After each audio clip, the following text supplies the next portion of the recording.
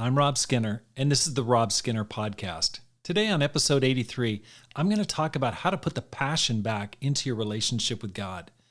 When you became a Christian, you made a decision to make Jesus the Lord of your life and go anywhere, do anything, and give up everything.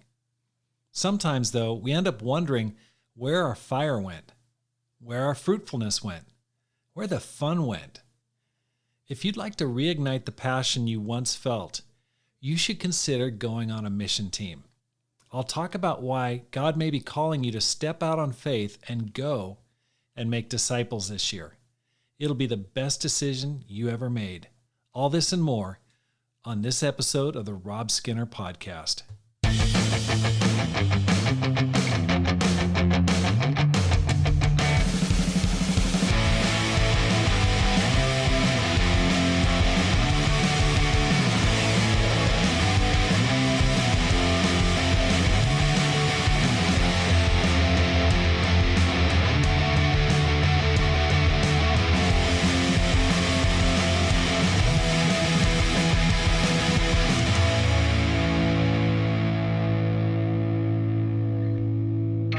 Welcome back to the Rob Skinner Podcast. My goal is to inspire you to live a no-regrets life, make this life count, and multiply disciples, leaders, and churches. Just a day or two ago, I got the book mailed to me, The Mission, and it's an updated version of a book that was published back in 1994. William and Kristen Lambert are the editors of it, and essentially they've interviewed different church leaders from all over the world and what they're doing and about their passion for the mission. Now, nothing gets me more fired up than talking about the mission and mission teams. I mean, I started reading it immediately, and I was just like, that's awesome. And I hope to interview some of the people in the book and the editors themselves. If you're listening, give me a call. I want to talk to you about your book. But it's got a great introduction by Randy McKean, and it's a great book. But it made me think about mission teams, and I'm just passionate about it. I want to plant as many more churches as I can before I die. One of the churches that I'm working with right now is trying to get a mission team to Flagstaff, Arizona. And it's exciting because we had over 20 people on the last mission team meeting who are excited about going there. I'm interviewing leaders right now. I've got some people in mind. It's really awesome. I mean, just meeting together with the people and talking about it gets my blood pumping. And I'm also excited about a mission planting going out to Hilo, Hawaii that Gary Roberson is organizing. So there's a lot of work, and that's just the domestic work. That doesn't even include foreign missions and other stuff that's going on. But I want to talk to you today about 10 reasons why you should consider going on a mission team. Now, you might be thinking, oh no, I'm not good at that, or I might be a part of a big church or whatever. But I want to persuade you. I want to give you 10 reasons why God may be calling you to go on a mission team. Now, I'm talking to you whether you're in your 20s or 30s or 40s, you got 6 kids. Mission teams are for everybody. And boy, you need every type of person to go on a mission team. So if you're thinking about it, just listen to this, and we're gonna talk more about it. First of all, what makes the mission team so special? Why should you go? What's the benefit for you? That's what I want to cover today. My first reason why you should consider it is fourth soil living. Fourth soil living. In Mark chapter 4, in verse 7 through 9, Jesus said, "Other seed fell among thorns, which grew up and choked the plants, so that they did not bear grain. Still other seed fell on good soil. It came up, grew, and produced a crop, some multiplying 30, some 60, some 100 times. Then Jesus said, 'Whoever has ears to hear, let them hear.' Still others, like seed sown among thorns, hear the word, but the worries of this life, the deceitfulness of wealth, and the desires for other things come in and choke the word, making it unfruitful. Others, like seed sown on good soil, hear the word, accept it, and produce a crop, some 30, some 60, some 100 times what was sown." Now, this is an awesome passage, and Jesus is just talking about our different responses to the Word of God. And we often use this for non-Christians and talk about how people are hard-hearted or they're choked out. But the third soil if we're really honest with ourselves, is where many of us end up living a majority of our Christian life. And not intentionally, but it's kind of the default setting for the Christian life, especially if you're in a first world country where most of my listeners are living. We get choked out by worries, desires, deceitfulness of wealth, and the result is we're barren and unfruitful. Now, I'm not saying that you're barren and unfruitful, but I'm saying that it does create a tendency to be more barren and unfruitful than if, let's say, we have less of those things. So as a disciple, which soil do you want to live in? Do you want to be in the third soil, which is the soil that gets choked out by things, or the fourth soil? Now, the fourth soil, here's the word, accepts it, produces a crop 30, 60, 100 times what was sown. Now, I would guess that if you're listening to this podcast, you're like, I want to be in the fourth soil. Absolutely. That's exactly where I want to be.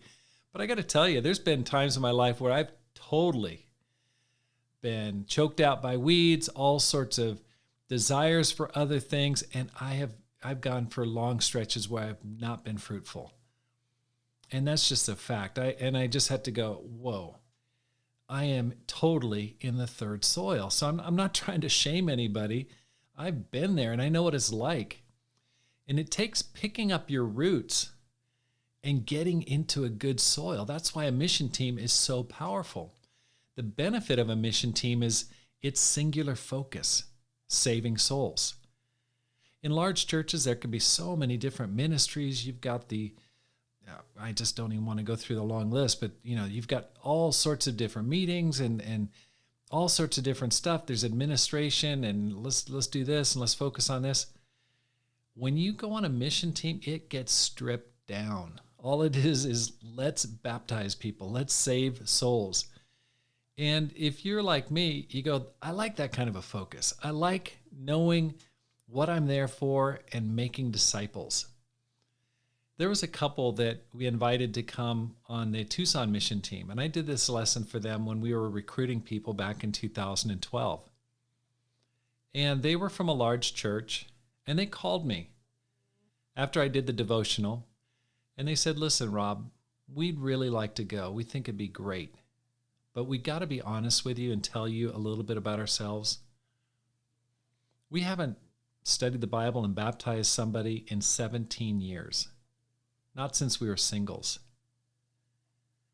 And at that point, I was looking for anyone who was willing to go and had a pulse. And I'm like, listen, it's okay. If you go, God's going to bless you and you're going to be really, really fruitful. And luckily, they believed me because they went and they helped working along, side of us. They helped like 8 couples become Christians. It was awesome. In just a 2 or 3 year period, it was amazing. I mean, they just helped us to build the church so powerfully. And this couple had confessed, had not been fruitful for like 17 years. Now listen, you might be listening and go, man, I can't even remember the last time I baptized somebody. Don't judge yourself. Don't get hard on yourself. Maybe that's God saying, hey, listen, it's time to pull up the roots of those weeds and move to a different place where you can focus just on that. It's worth thinking about.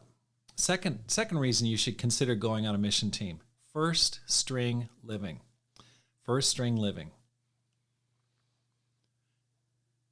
I like to watch, basketball, football a little bit. I'm not a fanatic when it comes to sports. I like to watch. I mean, when the playoffs come along, the Super Bowl, I really get into it, but regular season, I'm not really into it. I'm not a huge soccer fan either. I'm just, kind of a fair weather fan. But one thing I notice when I watch teams is you look at these guys on the bench and you think about it, man, growing up in primary school and then high school, college, they were the best of the best. They always played. Everyone else is on the bench. But now, many pros never get to see any time in the game.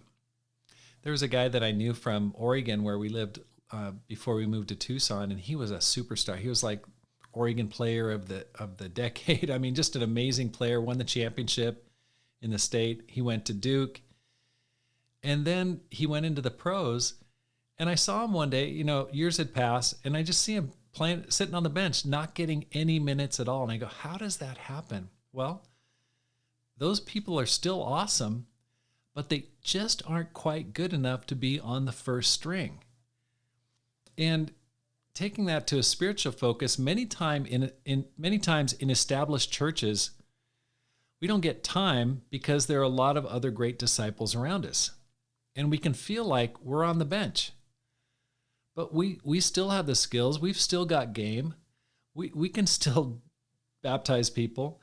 But other people are preaching. Other people are active and leading. But you're still awesome. And what's great about mission teams is everyone gets to go into the game. In fact, if you join a mission team, you'll be begging for time on the bench just to take a breather. When we planted the church in Tucson, Arizona, I forgot to look for a song leader. It was like, oh my gosh, major oversight. Forgot to think about it. Okay, just a little note to yourself. If you're planning a mission team, make sure you get a good song leader. But anyway, there we were, first service. No one knows how to lead songs. But then a brother comes up to me and goes, hey, I'd like to try it. And he'd led a couple songs in the past. And so he started doing it. And guess what? He became our primary song leader. And over the course of his time in Tucson, which was like 5 or 6 years, he became a great song leader. His name was Matt Mike. And he started with very little background, but because he was forced to get into the game, he became great at it. He just did it every single week. And guess what? He became great. And he was an excellent song leader. But that's another reason. So if you're kind of sitting around going, hey, I could do something. Other people are doing it, but I'm kind of just sitting around. Think about a mission team, because I'll tell you, there's a lot of small churches where they would love to have your talent. And there's a lot of disciples that are 20, 30, 40 years old as disciples. And you've been on the bench a long time. But if you went to a smaller church, you'd be a starter. You would be the LeBron James of that small church. You would be just like, whoa, you're amazing. So think about that. Third reason to consider going on a mission team, leadership training. Some of us are young and hoping to lead in the future. And if that's you, I go, man, I'm talking to you. You want to make a difference with your life. You want this life to count. Well, there's no better way than going on a mission team. And this always puzzles me, why young people don't want to go on a mission team. I go, man, if you really want to make a difference, if you want to grow, mission teams are like the place, because it forces you to do everything. It's like it will train you to be the very best disciple you can be. Now, I'm not saying that you can't be a strong disciple in a large church, but what I am saying is that the environment of a small mission team where you have to be engaged in some dimension really provides great opportunities. And I want to share a couple examples. One, when we planted the church in Ashland, Oregon, that was a self-supporting ministry. And so we had I remember we had about 8 people in the church. We're a year into it or something. And I was happy because we started with 2, just Pam and me. And then we got to 8. And I was like, all right, man, we've quadrupled. We're cranking. This is incredible growth. But I thought we need a campus minister. And so I told everybody, I said, listen, we're going to raise $15,000. I calculated it out. I said, okay, we're going to get part-time salary, 20 hours a week times minimum wage, and we're going to hire somebody. So I think it was about $15,000 US at that price. And we hired a guy named Chris Schwarzenberger. And Chris came down and he became our campus minister. And I mean, it was really rough. At one point in preparation, he ended up getting married, but he was trying to save money. We had him stay in the church. We were renting a church building, and he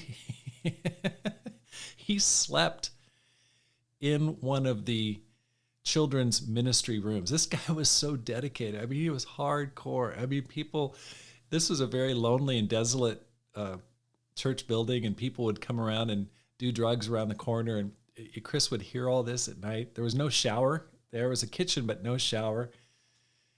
But he was willing to do it. And he became just an amazing, amazing leader and a preacher. He's already really good at preaching, but he just became better, ended up marrying his wife, Amy, there. She was one of the first conversions on campus. And then he became a church leader, and he leads a church now in Spokane, Washington.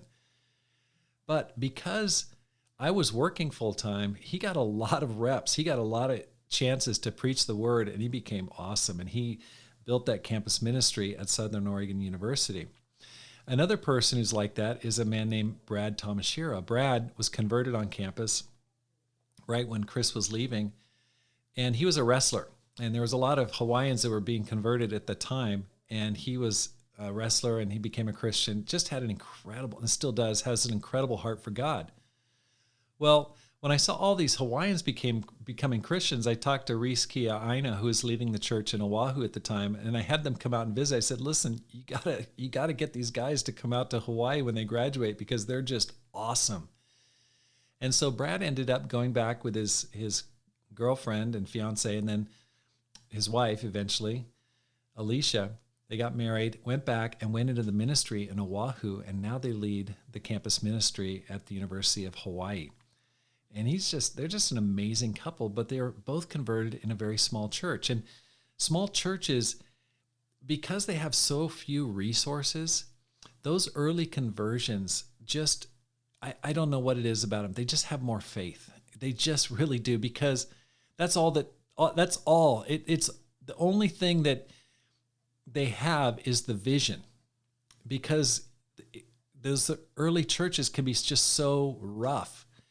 And so those early disciples take on a lot of responsibility quickly, and they rise up quickly. And so if you want leadership training, man, small churches are the way to go. He got the training, both those guys, an opportunity that they needed in the small church environment. And so just amazing. You know, I appointed Chris as an evangelist because he got so many reps. And then he got hired away by a large church and just did amazing. Why else should you consider going on a mission team? Number 4, a chance to sacrifice for Christ. In Mark chapter 10, in verse 17 through 31, we know the story. As Jesus started on his way, a man ran up to him and fell on his knees before him. Good teacher, he asked, what must I do to inherit eternal life? And then Jesus goes on and he says, no one's good except God alone. You know the commandments. You shall not murder. You shall not commit adultery, you shall not steal, you shall not give false testimony, you shall not defraud, honor your father and mother. Teacher, he declared, all these I've kept since I was a boy. Jesus looked at him and loved him. One thing you lack, he said, go, sell everything you have and give to the poor, and you'll have treasure in heaven. Then come, follow me. At this, the man's face fell. He went away sad because he had great wealth. Jesus looked around and said to his disciples, how hard it is for the rich to enter the kingdom of God. The disciples were amazed. I'm going to just read down in verse 31. He says, truly I tell you, verse 29, no one who has left home or brothers or sisters or mother or children or fields for me in the gospel will fail to receive 100 times as much in this present age, homes, brothers, sisters, mothers, children, and fields, along with persecutions, and in the age to come, eternal life. But many who are first will be last, and the last first. Now, again, we use this for non-Christians. We talk about people that are not willing to sacrifice for Christ. But we need to also apply it to ourselves and ask, how would we do in that situation? Jesus just lays down a gut-wrenching challenge to this guy, and he says, hey, just give up everything and follow me.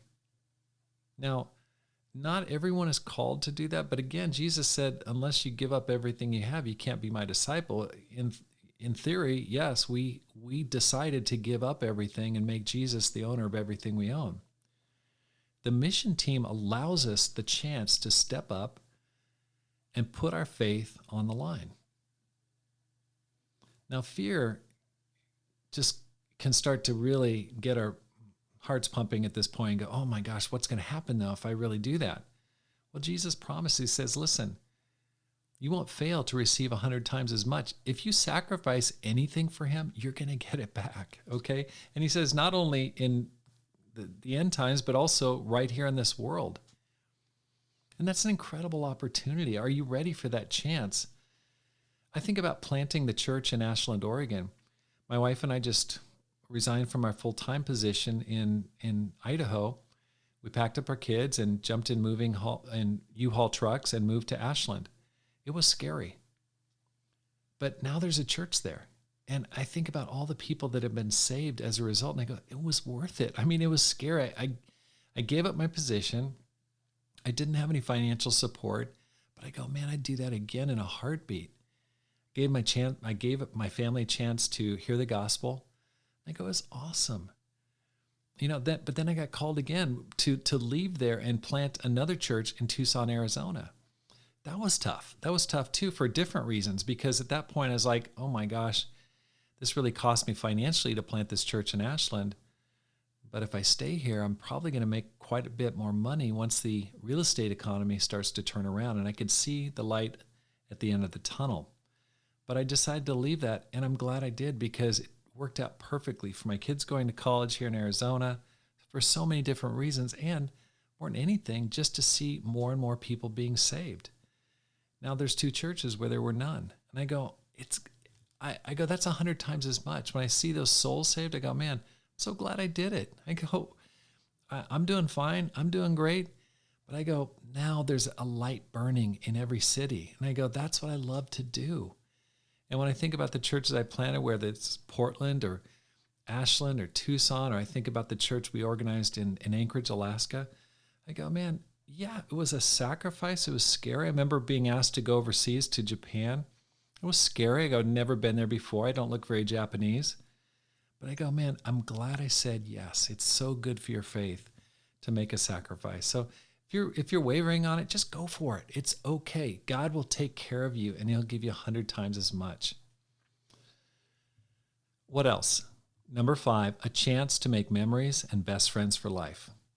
Time seems to stand still on a mission team. Every day is amazing. It's new. It's fresh. It's incredible how every day just seems like 5 days. We were in Portland, our first church planting back in 1991. It's 30 years ago. We were only there for a little over 6 months. And yet it seems like almost every day I can remember. It seems more like I was there for 6 years. And I still have relationships with so many people from that time. Remember one day, 6 people were baptized in a single day. And I've still got friends from those days. I think about John and Lynn O'Hara, who were baptized in that pool on the top of our apartment building. It was awesome. And they're just faithful disciples in the San Francisco church, the house church there. So it's awesome. I've still got many, many great friends from that time.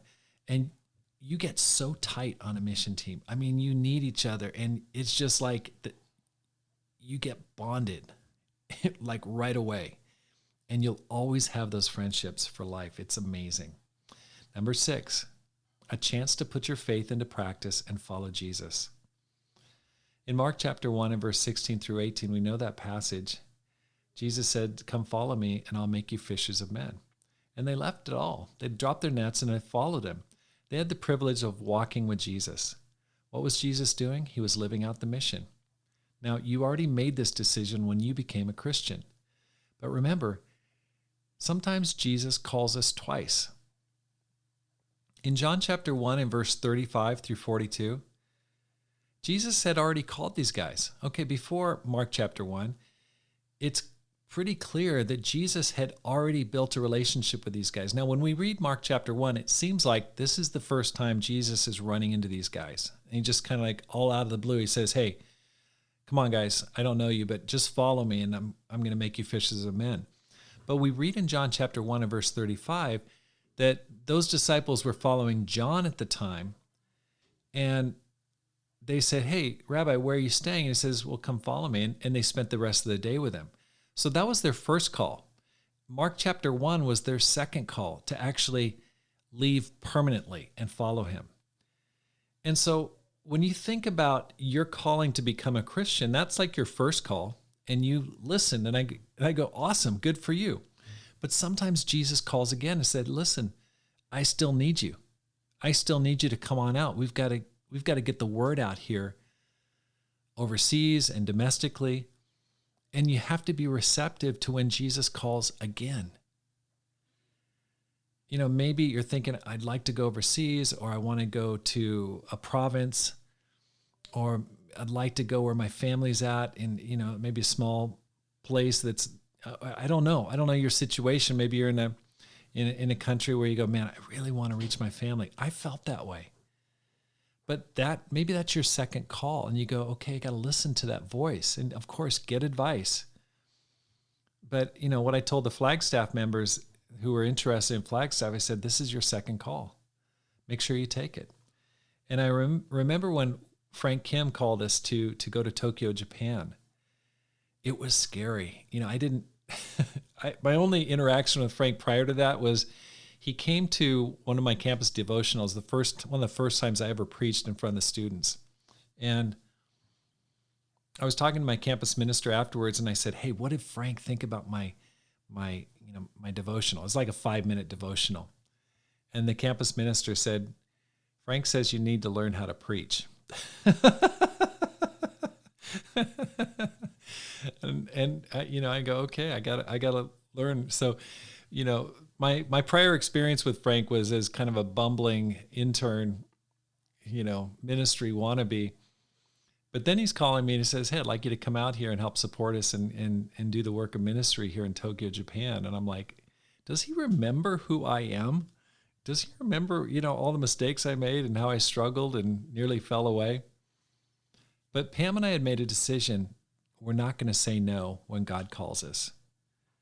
And we didn't. Other people had been asked by him prior to that, and they said no.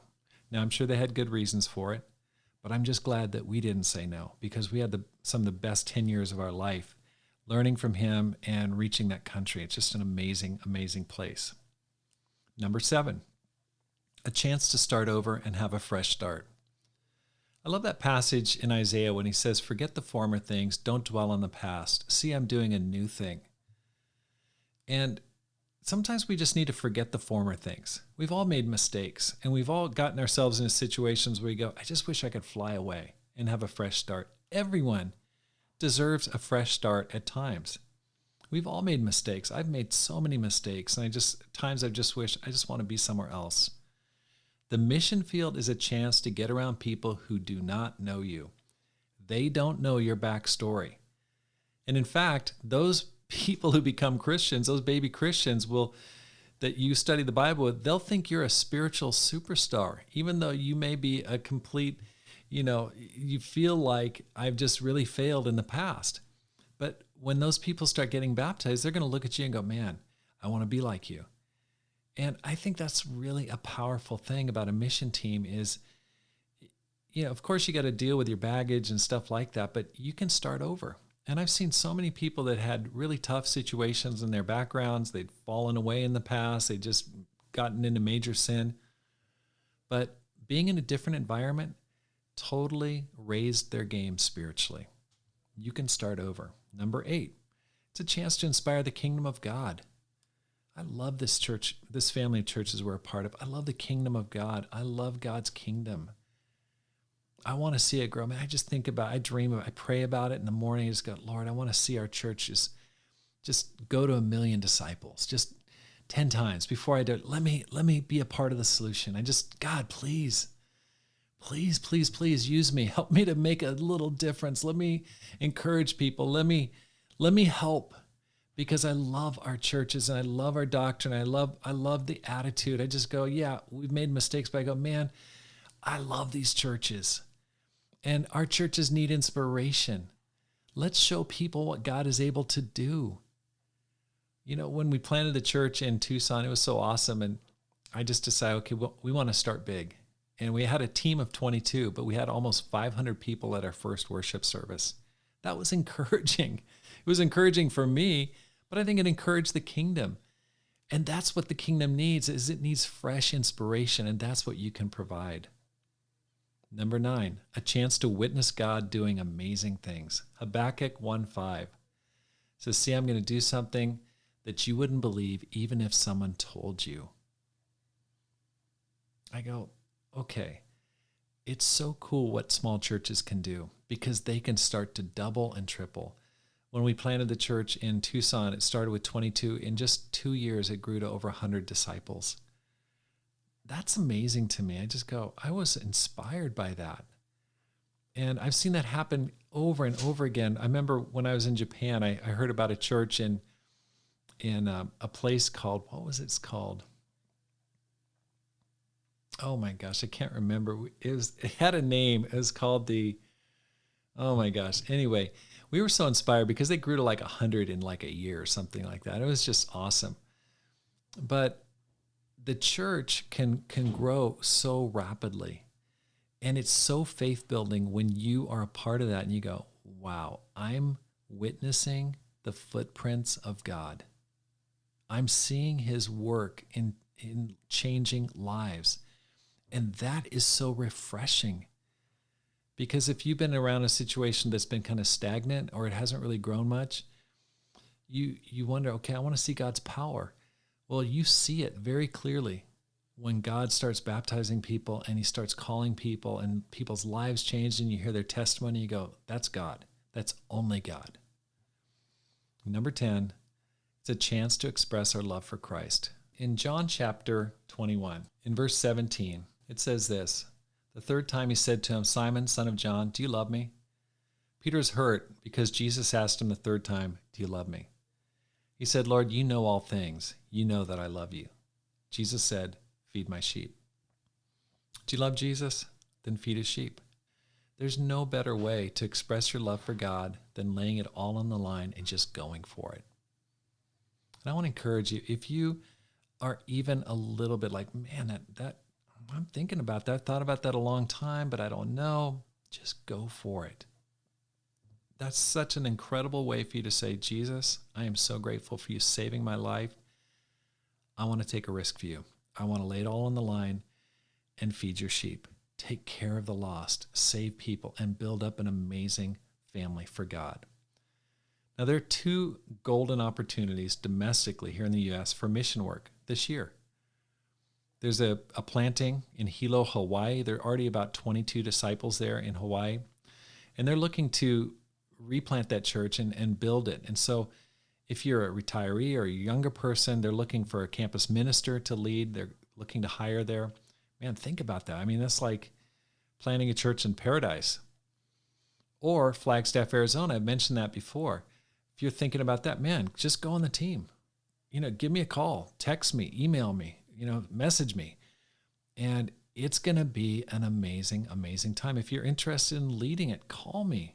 Okay, just call me. Get a hold of me. I'm looking for a good leader. I want to make sure that this is totally successful and really saves a lot of souls.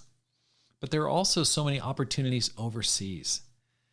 And I just got a message from Sean Wooten, and he's like, hey, Rob, there are 10 churches in Eastern Europe that have no church and are looking for leadership. I'm just like, 10 countries. He said there's 10 countries with no church in it. I just go, what? And so he said, do you want to go there? I'm like, I'm going to think about that. I mean, we need to get that gospel out there. There's so much room for expansion. We are a drop in the bucket. We can grow so much. I look forward to the day in our family of churches when you just don't know people because our family of churches are so big. So if you're thinking about it, just go for it. If you're feeling called by God, just please listen to his call, pray about it, get advice, and go for it. If you're enjoying this podcast, let me just ask you a favor. Hit the subscribe button. Make sure that they keep coming to you, and then let your friends know about it and how to find it. Tell your church friends, your family, and please spread the word. Because my goal is to inspire you to make this life count, live a no regrets life, and multiply disciples, leaders, and churches. Have a great day, and make this life count.